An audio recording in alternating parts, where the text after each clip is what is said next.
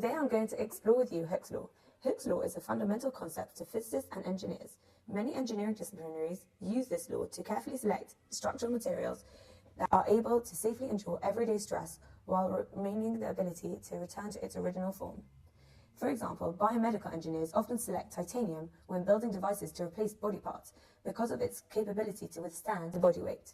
This can be given by the equation F equals minus K delta X, where F is the force measured in newtons, K is the spring constant measured in Newton meters to the minus 1, and delta X is the extension measured in meters. The negative sign indicates that the force exerted by the spring is in the opposite direction to the extension. Delta simply means the change or the difference in X, which is our length.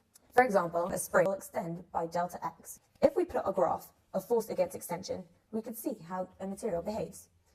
For example, the straight part of the graph is the limit of proportionality, whereby the force is proportional to the extension. If we get the gradient of the graph before the limit of proportionality, this will give us our spring's constant, K. The red mark on the graph is the elastic limit.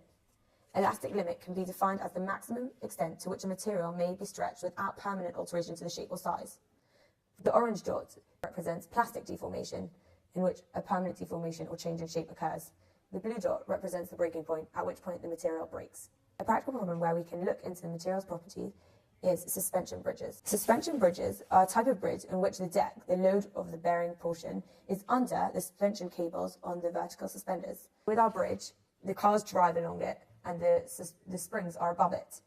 The point of the springs is that it should remain elastic, i.e. it should absorb the force of the large trucks and traffic on the bridge.